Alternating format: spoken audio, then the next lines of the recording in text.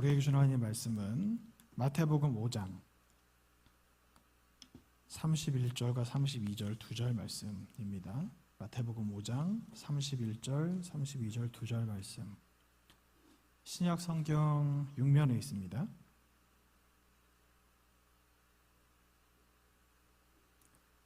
함께 보겠습니다. 한 목소리로 읽습니다.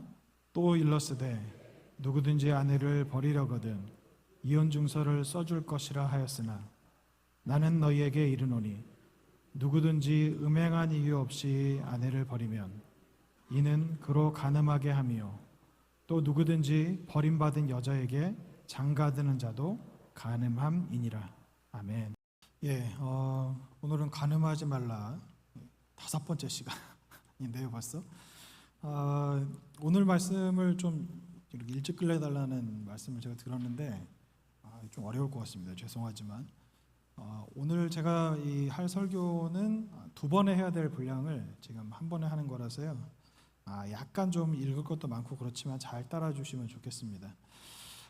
이 간음하지 말라 이 말씀은 단순히 한 군데 마태복음 5장에 나와 있는 말씀으로 끝나는 것이 아니라 창세기 2장, 출애굽기 21장, 신명기 22장, 24장, 마태복음 19장, 고린도 7장, 에베소 5장, 디모데 5장 이렇게 5군데 연결이 되어 있는 말씀이라고 할 수 있습니다. 단순히 이것을 우리는 간음하지 말라, 이혼하지 말라 이렇게 쓰여져 있다고 그것에만 자꾸 국한을 해서 생각을 하는데 사실 하나님께서 이 말씀을 통해서 우리에게 진짜 전하시고자 하시는 뜻은 결혼이라는 것은 무엇인가, 그리고 남자와 여자가 결혼관계를 유지하기 위해서 어떤 생각과 태도로 살아야 하는가, 그리고 이 결혼관계에 위기가 찾아왔을 때 어떻게 대처해야 되는가, 이런 여러 가지에 대해서 말씀을 하시는 거라고 할 수 있습니다. 우리는 이혼이라고 하면 예수님께서 이혼이 안 된다고 말씀하셨고 음행 외에는 이혼할 수가 없다고 하셨기 때문에 안 되는 것으로만 생각을 합니다. 음행 아니면 안 된다고 생각을 하지만 우리가 지난 시간과 지지난 시간을 통해서 봤던 것처럼 음행이라고 하는 것이 단순히 어떤 성적인 간음뿐만 아니라 다른 여러 가지를 포괄한다고 말씀을 드렸었습니다. 실제로 음행하는 사람 이외에는 이혼할 수 없다고 되어 있지만 구약 성경의 음행은 사형입니다. 음행한 사람은 살아남을 수가 없기 때문에 실제로 음행한 사람이 이혼을 할 수 있는 확률은 없습니다. 음행하면 그 자리에서 죽기 때문에. 다른 것을 예수님께서 말씀하신다라고 우리가 그렇게 나눴었고요. 그러면 정말 음행이라고 하는 것 말고 이혼은 안 되는가? 그러면 이 음행은 도대체 무엇인가? 이걸 좀 봤으면 좋겠는데요. 고린도서 7장 15절입니다. 혹 믿지 아니하는 자가 갈리거든 갈리게 하라. 형제나 자매나 이런 일에 구애될 것이 없느니라. 그러나 하나님은 화평 중에서 너희를 부르셨느니라. 공동 번역입니다. 만일 믿지 않는 쪽에서 헤어지려고 한다면 헤어져도 좋습니다. 이런 경우에 남녀 교우들은 아무런 속박도 받지 않습니다. 하느님께서는 부르심을 받은 여러분이 평화스럽게 살길 원하십니다. 현대인의 성경입니다. 만일 믿지 않는 쪽에서 떠나고 싶어 하거든 떠나게 하십시오. 남자든 여자든 믿는 사람은 그런 일에 얽매일 필요가 없습니다. 그러나 하나님은 평화롭게 살라고 우리를 부르셨습니다. 새 번역입니다. 그러나 믿지 않는 쪽에서 헤어지려고 하면 헤어져도 됩니다. 믿는 형제나 자매가 이런 일에 얽매일 것이 없습니다.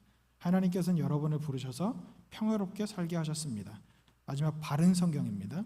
믿지 않는 자가 헤어지려고 하면 헤어지게 하여라. 형제나 자매나 그런 것에 얽매일 필요가 없다. 이렇게 말씀을 하고 있습니다.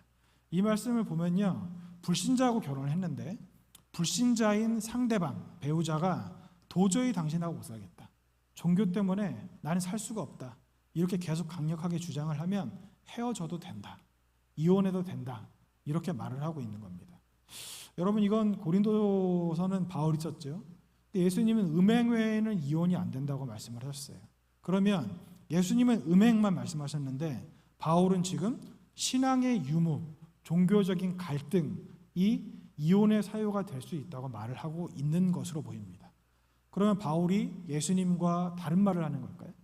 이혼하지 말라, 음행 외에는, 이렇게 말씀하신 예수님의 가르침과 다른 주장을 하고 있는 것으로 보이십니까? 그렇지 않습니다. 본문은요, 이혼을 원하는 주체가 누군지 아세요? 내가 아니라 상대예요. 고린도서에서 말하는 이혼을 요구하는 사람이 내가 아니라 상대방입니다. 상대방이 이혼을 요구하는 거예요. 이 종교적인 이유 때문에. 그러면 당연히 이혼을 해야 된다 이게 아니라 할 수 있거든. 최대한 결혼 관계를 유지하기 위해서 노력을 하고 그래도 안 되면 이혼해라. 이런 말씀을 하고 계시는 겁니다. 19세기 최고의 신학자라고 인정받고 있는 찰스 하지 목사는 이렇게 썼습니다. 그래서 그리스도께서 간음의 연고 이외에는 남자가 어떤 이유에서든지 그의 아내를 버리는 것을 금하셨기 때문에 믿는 배우자는 믿지 아니하는 배우자와 갈리지 말라. 그러나 만일 믿지 아니하는 배우자가 결혼을 파기한다면 믿는 배우자는 더 이상 얽매이지 않아도 될 것이다. 그리스도의 명령과 바울의 교훈들 사이에는 전혀 상충되는 점이 없다. 둘 다 한 남자가 종교의 차이 때문이라든지 또는 위에서 상술한 음행의 연고가 아닌 어떤 다른 이유 때문에 자기 아내와 갈릴 수 없다. 또한 물론 아내가 자기 남편과 갈릴 수 없다고 말한다. 단지 사도는 만일 믿는 배우자가 불신 배우자에 의해 정당한 이유 없이 갈리게 된다면 그나 그녀는 자유롭게 될 것이라는 사실을 덧붙여 말하고 있을 따름이다. 이게 무슨 말이냐면요. 쉽게 말씀을 드리면 이혼하면 안 된다고 예수님 말씀하셨잖아요. 근데 상대방이 못 살겠다 그러는 거예요. 막 괴롭히고 도저히 당신하고 못 살겠다. 그래서 종교적인 이유로 만약에 이혼을 한다고 해볼까요? 그러면 이렇게 되는 거예요. 예수님께서 말씀하신 대로 하면 이혼하는 것은 간음이에요. 죄를 저지르는 겁니다. 근데 이 종교적인 이유 때문에 상대방이 이혼을 요구했고 이 결혼관계를 유지하기 위해서 굉장히 많이 노력을 했지만 그런데도 안 돼서 이혼을 했다면 그 책임이 없다는 겁니다. 그러니까 이혼을 하면 지난 시간에 제가 말씀을 드렸죠.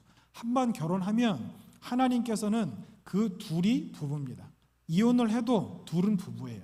다른 사람과 결혼해도 이 결혼한 사람 이전에 첫 번 결혼한 사람과 둘은 부부라고 말씀을 드렸지 않습니까? 근데 이 책임에서부터 벗어날 수 있다는 거예요. 지금 그 말씀을 하고 계시는 겁니다. 그러면서 바울이 이렇게 썼어요. 고린도서 7장 15절 하반부부터 16절에 이렇게 썼습니다. 그러나 하나님은 화평 중에서 너희를 부르셨느니라. 아내된 자여 내가 남편을 구할는지 어찌할 수 있으며 남편된 자여 내가 내 아내를 구할는지 어찌할 수 있으리요. 전통적인 해석을 따라 말씀을 드리면 이혼이 가능하다. 하지만 이혼을 하지 않고 결혼관계를 유지했을 때 혹시라도 네가 네 남편이나 아내를 구원할 수 있을지 어떻게 알겠느냐. 이거 쉽게 다시 한번 말씀을 드리면 뭐냐. 결혼관계를 유지할 수 있는데 최선을 다해라. 이혼을 그냥 편하게 하라 이게 아닙니다. 최선을 다해서 결혼관계를 유지하라 말씀을 하시는 겁니다. 그리고 다시 한 번만 띄워두시면요. 이렇게 말씀을 하고 있어요. 그러나 하나님은 화평 중에서 너희를 부르셨느니라 이렇게 되어 있습니다. 첫 줄에 보시면 그러나 하나님은 화평 중에서 너희를 부르셨느니라. 이 부르셨다는 것은 화평 중에 너희를 부르셨다 과거 완료형입니다. 무슨 말이냐면요. 이 너희를 부르신 그 상태가 무엇이냐. 결혼관계를 허락하신 그 순간을 말하는 거예요. 결혼 안에서의 조화를 말하는 겁니다.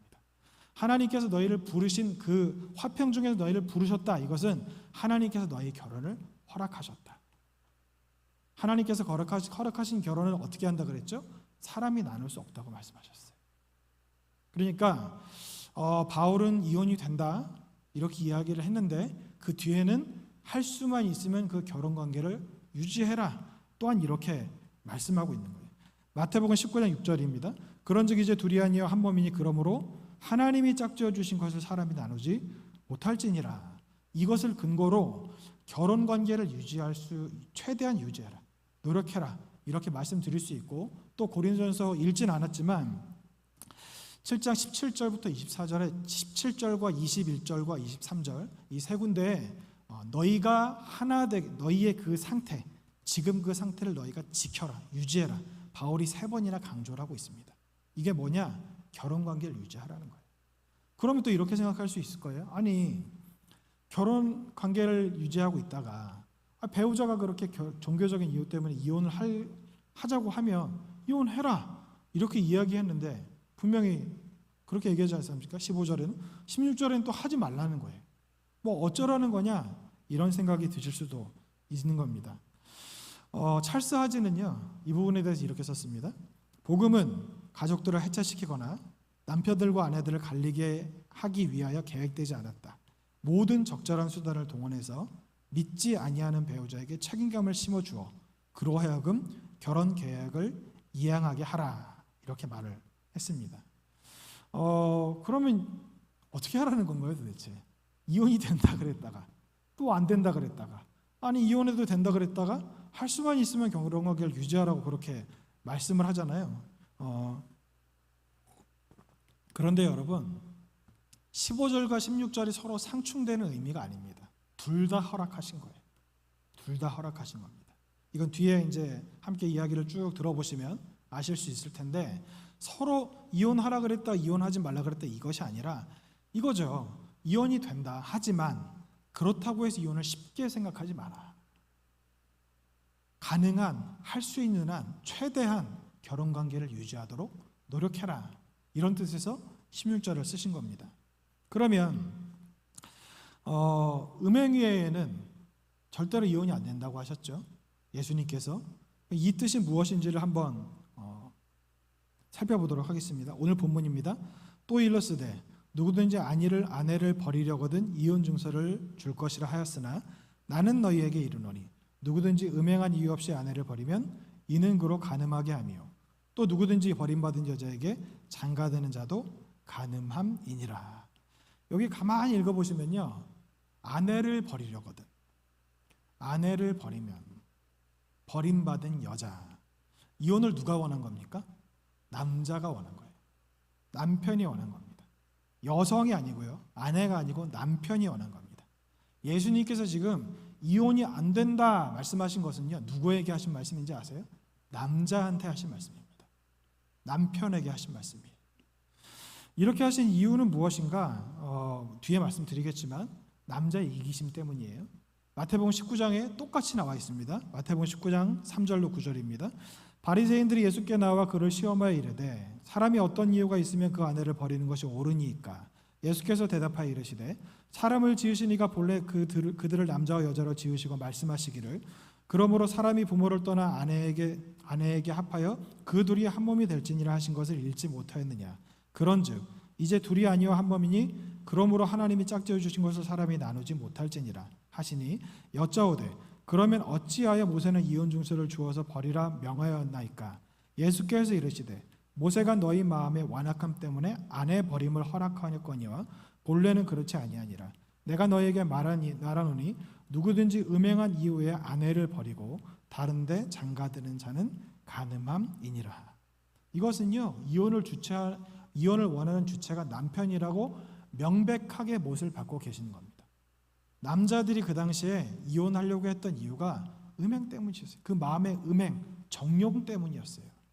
그러니까 부인에 대한 그 사랑 이것이 아니라 자기 마음의 그 이기심 이것 때문에 이혼을 하려고 했기 때문에 그래서 예수님께서 이것이 안 된다고 말씀을 하시는 겁니다. 예수님이 이렇게 말씀하신 거죠. 남자들아 음행 외에 다른 어떤 이유로도 이혼할 수 없다. 쐐기를 박으신 것이라고 할 수 있습니다. 그런데요. 남편들은 그 정욕 때문에 이혼을 하는 경우가 다반사인데 여성들은 좀 이야기가 다릅니다. 아내들은 이야기가 달라요.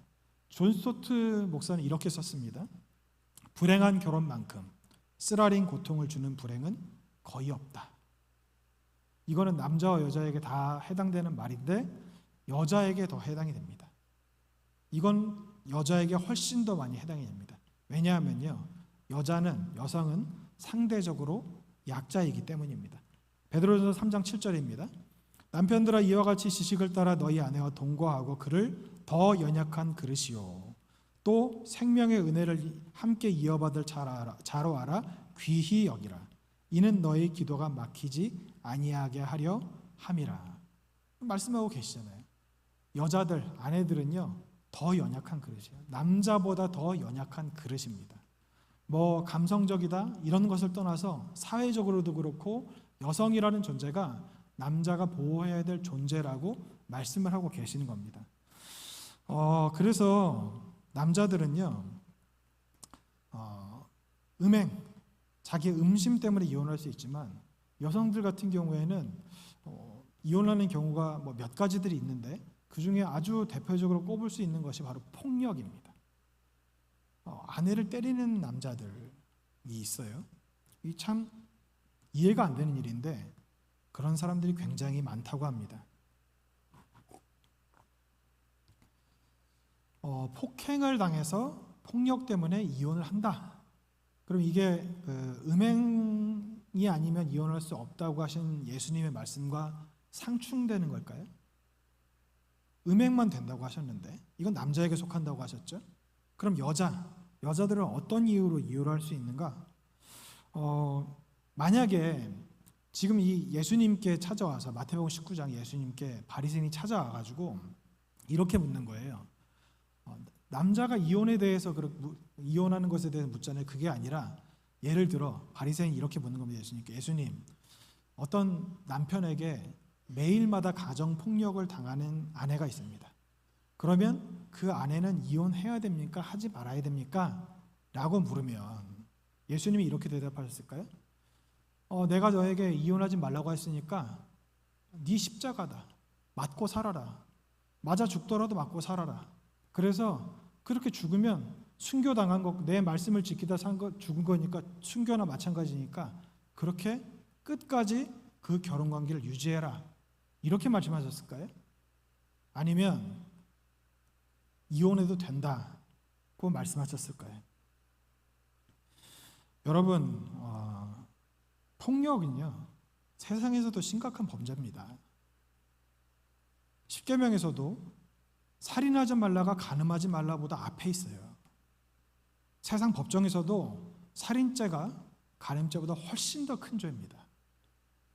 그런데 간음을 한 것보다 살인, 폭력을 당하는 그 사람이 결혼관계를 유지하기 위해서 그냥 맞고 살아야 된다?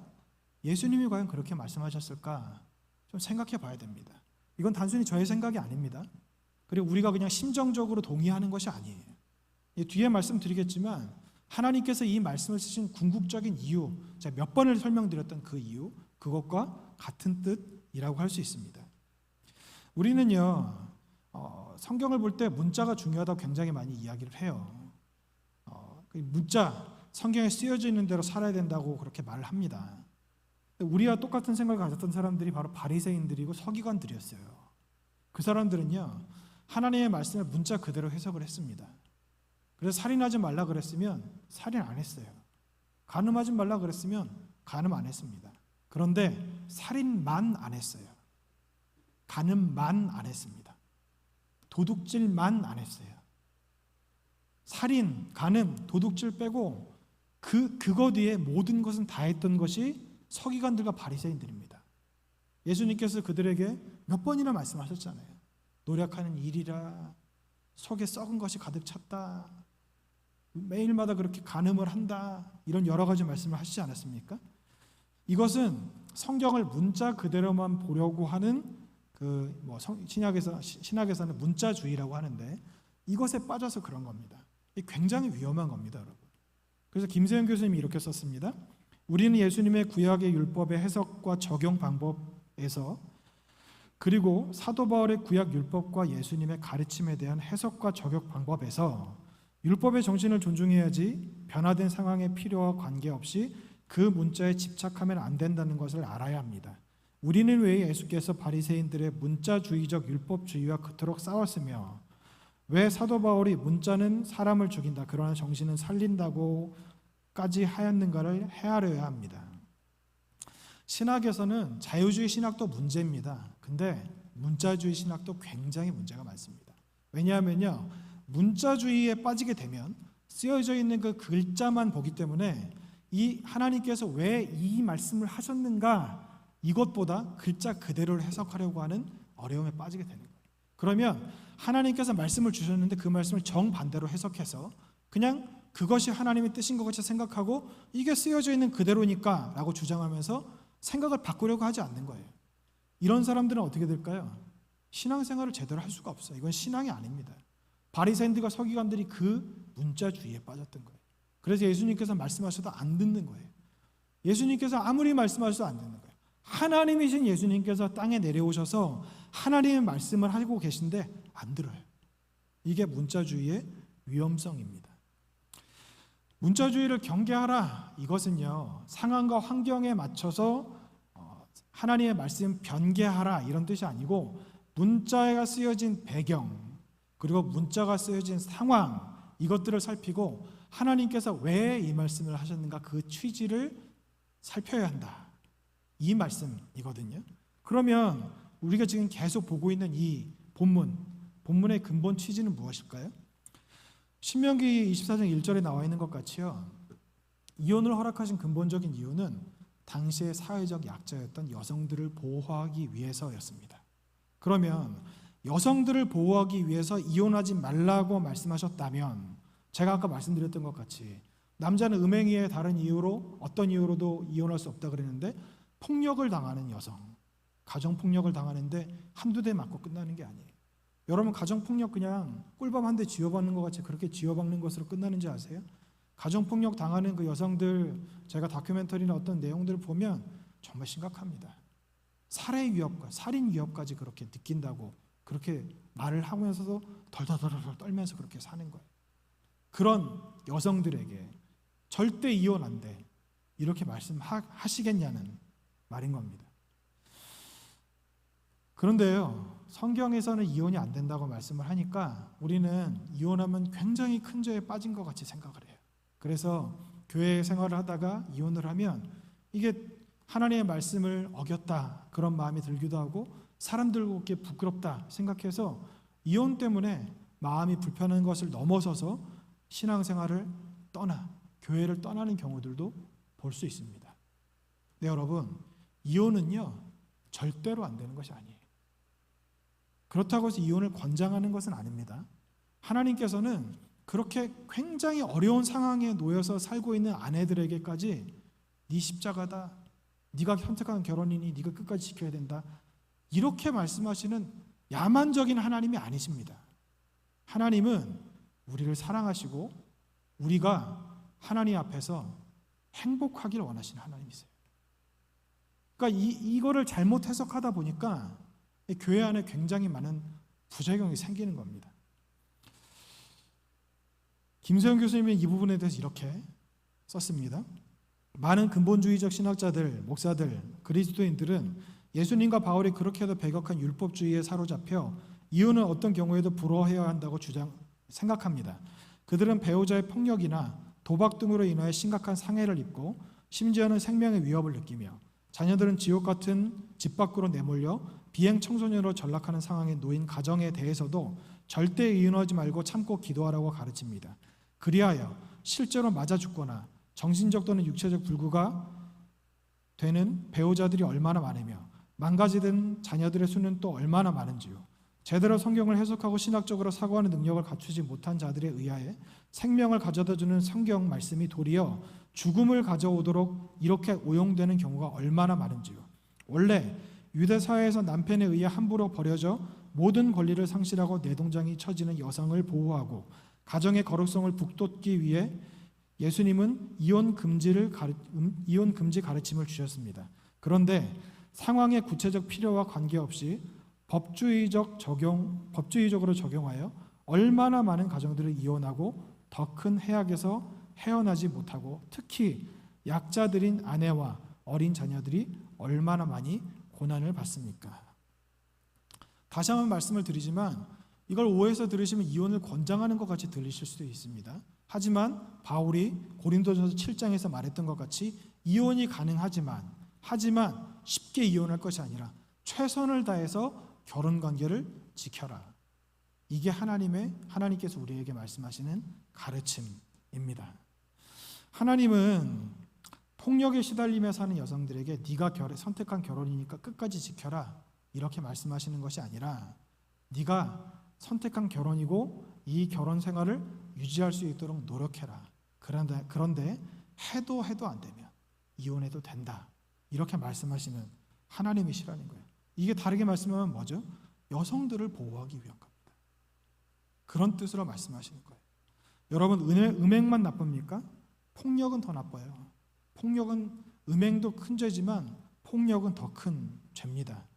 아까 말씀드렸던 것 같이 살인하지 말라가 간음하지 말라보다 앞에 나와 있는 이유는 더 큰 죄이기 때문에 그런 거예요. 그런데 음행 말고는 안 된다고 말씀하신 예수님께서 폭력은 살인이거든요. 살인을 저지르는 그 사람과 사는 그 여인에게, 여성에게, 아내에게 이혼하지 말라, 이렇게 말씀하실 리가 있느냐는 말씀인 겁니다. 예수님께서 그럼 왜 음행이라는 것을 구체적으로 들어서 말씀하셨을까요? 음행이라고 하는 것을 선택하신 이유가 있습니다. 그것은 무엇이냐면요, 한 몸인 부부의 관계를 깨뜨리는 것이 음행이기 때문이에요. 창세기 2장 24절입니다. 그러므로 남자가 부모를 떠나 그와 그 아내와 합하여 둘이 한 몸을 이룰지로다. 이게 무슨 말씀이죠? 둘이 한 몸이라는 거예요. 부부는 한 몸이라고 말씀하시는 겁니다. 실제로 바울은 이렇게 얘기했어요. 아내는 남편의 머리다. 에베소서 5장 23절입니다. 이는 남편이 아내의 머리됨이니 그리스도께서 교회의 머리됨과 같음이니 그가 바로 몸의 구주시니라. 한 몸이라고 지금 말을 하고 있는 거예요. 근데 이 말을 바울보다 먼저 한 사람이 있습니다. 바로 아담이에요. 창세기 2장 23절입니다. 아담이 이르되 이는 내 뼈 중에 뼈요 살 중에 살이라. 이것을 남자에게서 취하였은즉 여자라 부르리라 하니라. 어떤 분들은 이것을 굉장히 시적이고 아름다운 표현, 이만큼 사랑한다, 둘이 이렇게 하나다, 이런 표현으로 썼다고 이야기하지만 실제로 둘은 한 몸입니다. 창세기 2장 20절에서 22절입니다. 아담이 모든 가축과 공중의 새와 들의 모든 짐승에게 이름을 주니라. 아담이 돕는 배필이 없으므로 여호와 하나님이 아담을 깊게 잠들게 하시니 잠들매 그가 그 갈빗대 하나를 취하고 살로 대신 채우시고 여호와 하나님이 아담에게서 취하신 그 갈빗대로 여자를 만드시고 그를 아담에게로 이끌어 오시니. 보세요. 갈빗뼈에서 빼서 하와를 만든 거예요. 이러면 내 갈빗뼈가 몸에서 떨어져 나가면 내 몸이 아닌가요? 내 몸이에요. 우리가 뭐 어떤 사고를 당해서 내 손가락이나 발가락이 몸에서 떨어져 나가면 이건 내 몸이 아닙니까? 내 몸입니다. 아담과 하와는 실제로 한 몸이라는 거예요. 근데 이건 남자와 여자가 실제로 한 몸이라는 것이 아니라 아담과 하와가 하나님께서 아담을 만드시고 하와를 이끌어 오셨다. 이것이 바로 하나님께서 그 둘을 결혼 관계로 허락하시고 가정을 이루게 하셨다는 의미가 되거든요. 그러니까 결혼한 두 사람이 한 몸이 되는 겁니다. 한 몸이 된 거예요. 근데 이것을 깨뜨리는 것이 무엇이냐? 바로 음행이라는 겁니다. 실제로 아내는 남편의 몸이고 남편은 아내의 몸입니다. 에베소서에서 이렇게 말씀하고 계세요. 남편들아 아내 사랑하기를 그리스도께서 교회를 사랑하시고 그 교회를 위하여 자신을 주신 같이 하라. 이와 같이 남편들도 자기 아내 사랑하기를 자신과 같이 할지니 아내를 사랑하는 자는 자기를 사랑하는 것이라. 누구든지 언제나 자기 육체를 미워하지 않고 오직 양육하여 보호하기를 그리스도께서 교회에게 함과 같이 하나니 우리는 그 몸의 지체임이라. 그러므로 사람이 부모를 떠나 그의 아내와 합하여 그둘이 한 육체가 될지니 이 비밀이 크도다.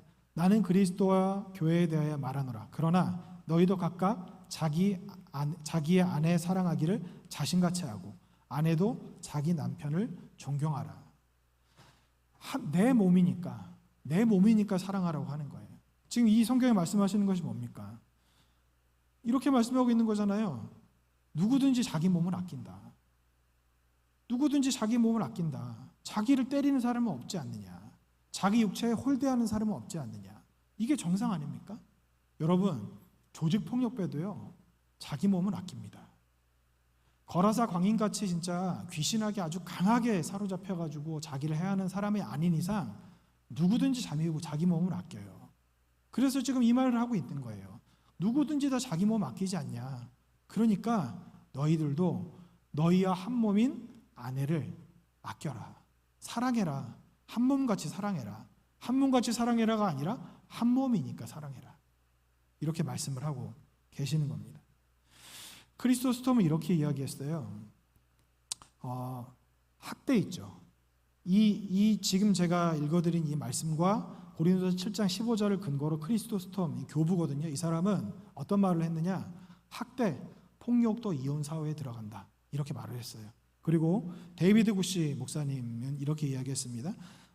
자녀나 아내의 팔을 담뱃불로 지지는 것을 또는 계단 아래로 그들을 집어던지거나 그들의 머리를 벽에 부딪히거나 살인 명단에 그들 이름을 올리거나 이혼 사회에 열거시키는 성경 구절은 찾을 수 없다. 그러나 이런 행동은 결혼 언약이 가지는 의미를 근본적으로 공격하는 것이다. 여러분, 이게 바로 하나님께서 우리에게 음행이라는 것을 들어서 이혼하지 말라고 말씀하신 이유예요. 그러니까 음행이라고 하는 것은 둘이 한 몸인 것을 깨뜨리는 것이고, 이 둘이 한 몸인 것을 깨뜨리는 것은 음행뿐만 아니라 사실은 폭력이 더 심하지 않습니까? 폭력만큼 가정을 깨뜨리는 일이 뭐가 있어요? 그러니까 음행이라는 단어에 묶일 것이 아니라 가정을 깨뜨리는 행위, 가정을 깨뜨리는 행동들, 이것을 하나님께서 우리에게 주의하고 경계하라고 말씀하시는 겁니다. 그럼 단순히 폭력만 있을까요? 몇 가지가 더 있어요. 근데 그 중에 또 한 가지를 말씀드리겠습니다. 그것은 뭐냐면요, 남편에 대해서 말씀드리는 겁니다. 아내를, 가정을, 자녀를 경제적으로 돌보지 않는 것도 이혼 사회에 들어갑니다. 남편은요, 아내를 양육하고 보호해야 합니다. 이 의무를 감당하지 않는 사람은 신자가 아니에요. 불신자보다 더 악한 사람이라고 할 수 있습니다. 디모데전서 5장 8절입니다.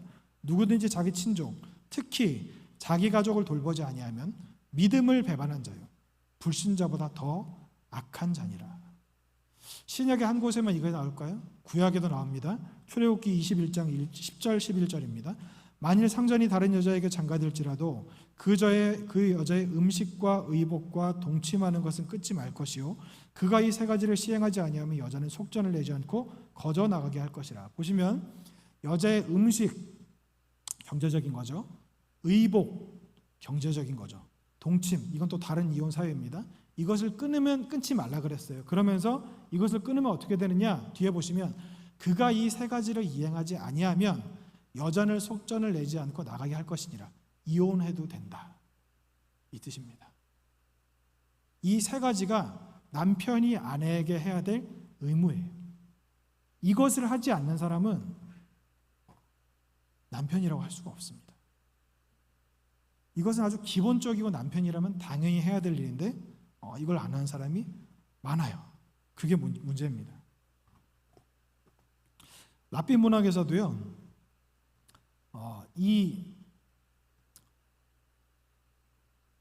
고린도서 7장과 에베소서를 근거로 이혼 사유를 어떻게 근거했는지, 규정했는지 아세요?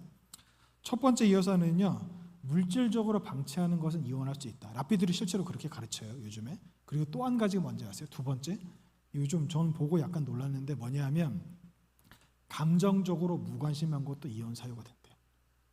지금 이스라엘 유대인들은 물질적으로 돌보지 않고 감정적으로 무관심한 것, 이것도 이혼 사유가 될 수 있다고 이야기를 합니다. 그러면 내 남편은 나한테 관심이 없어, 나한테 내 이런 말을 들어주지 않아, 내 편을 들어주지 않아, 이러면 이혼할 수 있을까요? 그건 아니라고 말씀을 드렸죠. 그게 이혼 사유가 될 수는 있지만 할 수만 있으면 할 수 있는 대로 결혼 관계를 유지해라. 이것이 하나님의 뜻입니다.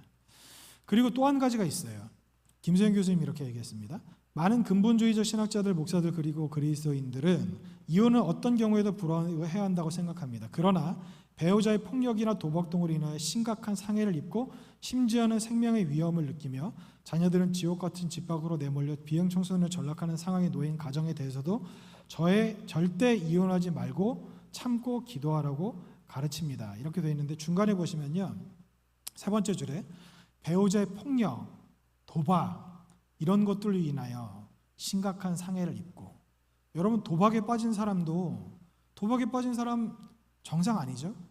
뭐 요즘으로 치면 주식, 코인 이런 거에 빠진 사람은 정상적인 생활이 불가능합니다.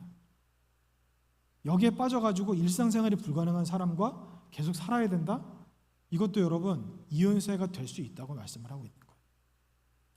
그럼 제가 오늘 굉장히 이혼을 권장하는 것 같은 설교를 하는 것 같은데, 다시 말씀드리지만 여러분, 그렇다고 해서 이혼은 정당한 것이 아닙니다. 왜냐하면 하나님께서 허락하신 관계라는 거예요. 이게 굉장히 중요한 겁니다. 그렇기 때문에 폭력을 몇 대 맞았다? 물론 때린다는 건 전 이해가 잘 안 되는데 어떻게 아내를 때리는지 잘 모르겠어요. 그런 가정에 산다? 근데 막 정말 살인 위협까지 느끼는 이런 가정에서 맞아 죽어도 신앙생활을 한다? 이거는 잘못된 겁니다. 주식, 코인, 도박, 알코올 이런 거에 빠져서 그러니까 아내나 가정 자녀들은 전혀 돌보지 않고 폐인같이 살아가는 사람과 가정을 유지해야 된다? 이혼해도 됩니다. 하지만 바울이 얘기했죠. 그 남편, 그 아내를 네가 혹시 구원할 수 있을는지 어떻게 알겠느냐. 쉽게 이혼하지 말라고 말씀하시는 거예요. 자, 지난 시간에 말씀을 드렸던 것 같이 결혼 생활에서 결혼 생활을 제대로 유지할 수 있고 가정의 화목을 만들 수 있는 거의 대부분의 책임은 남편에게 있습니다. 남자에게 있어요. 성경에서도 계속해서 남자에 대해서 말씀하세요.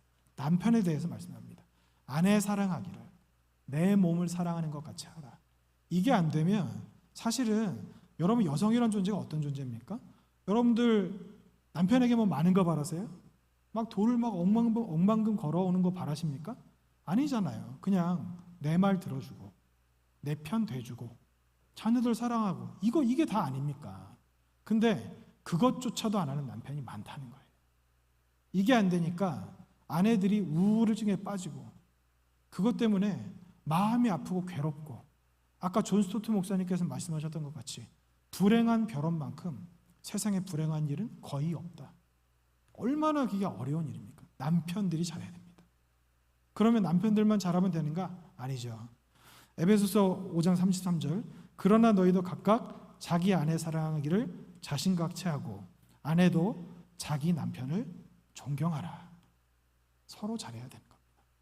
남편이 잘하면, 남편이 아내를 사랑하면 아내는 남편을 존경합니다. 근데 연세 드신 분들은 아시겠지만 남자가 나이를 먹으면 더 애같이 보인다고 하시잖아요. 그건 그거고, 그렇다고 해서 남편을 애같이 그렇게 대하시면 안 됩니다. 어린아이 하듯이 무시하고 그렇게 대하시면 안 돼요. 존경해야 되는 겁니다.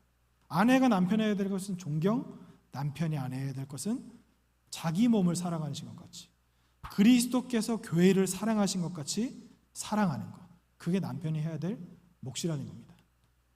남편분들 몇 분 안 계신데 그렇게 하시기 바랍니다. 또 아내분들 많이 계신데 남편을 존경하시기 바랍니다. 그리스도께서 교회의 머리가 되신 것 같이 남편은 나의 머리입니다. 이 사실을 잊지 말고 우리가 서로 사랑하고 또 존경하며 이 가정의 관계를 잘 유지하며 살아가신 우리들이 되었으면 좋겠습니다. 단순히 이 말씀은 이혼에 관한 말씀을 넘어서는 거예요. 단순히 이혼이라는 단어에 우리가 이게 꽂혀가지고 이혼은 교회에서 말하면 안 될 거, 제가 이혼에 대해 설교를 하니까 몇 분이 저한테 말씀하셨거든요. 굉장히 하기 힘든 설교에 도전하셨다. 어려운 설교를 하신다. 왜냐하면 이거 말하는 거 불편하거든요. 듣는 사람도 불편하고 말하는 사람도 불편하거든요. 근데 예수님께서 우리에게 이 말씀을 하신 것은 이혼 안 돼! 이게 아니라 이혼은 약자인 여성들을 보호하기 위한 것. 더 나아가서 가정이 잘 유지되려면 남편들이 아내를 사랑해야 된다는 것. 또한 이 결혼이라고 하는 관계는 남자와 여자가 부모를 떠나서 한 몸이 된 것. 그렇기 때문에 남편은 아내를 사랑하고 아내는 남편을 존경하고, 그리고 이 관계는 이혼이 안 된다 이런 걸 떠나서 음행 이런 걸 떠나가지고, 음행은 어떤 거, 이혼을 하면 안 되는 거, 그리고 가정이 어떤 거, 남편이 아내에게 어떻게 해야 되고 아내가 남편에게 어떻게 해야 되는, 이걸 다 지나고 나면 나오는 결론이 뭐냐? 그렇기 때문에 결혼 관계를 잘 유지해야 된다. 그래서 이혼은 가능하면 하면 안 된다. 이런 결론이 나오는 겁니다. 하나님은요, 야만적인 하나님이 아니세요. 폭력적인 하나님이 아니십니다.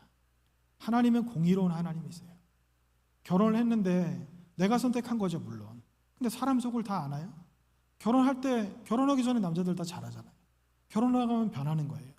뭐 결혼하기 전에 하늘의 별이라도 따다 줄 것 같이 얘기하다가 결혼하고 나니까 거들떠도 안 보는 그런 사람들도 있지 않습니까?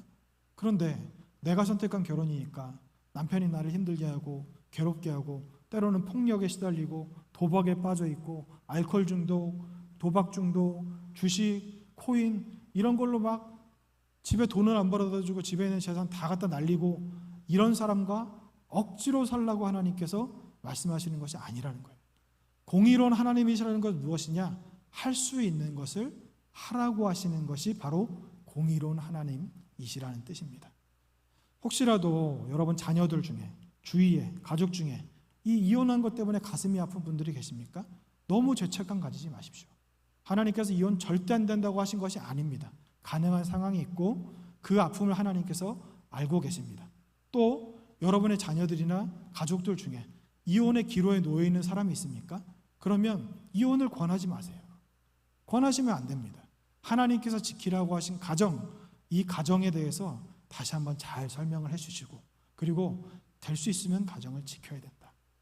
이렇게 권유하는 것이 바로 우리들의 모습이라는 겁니다.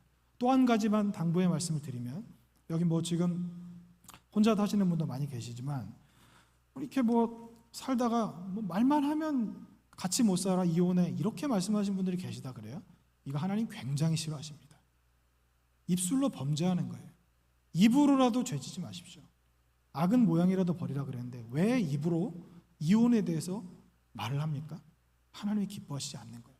스스로 내가 내 하나님께서 함께하게 하나 되게 하신 이 몸을 깨뜨린 일입니다.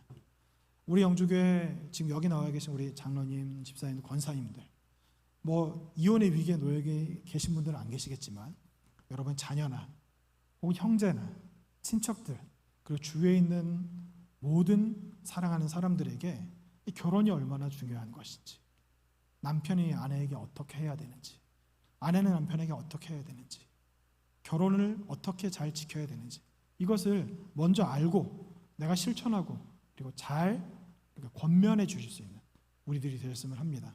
기도합니다. 이 시간 기도할 때 이렇게 기도했으면 좋겠습니다.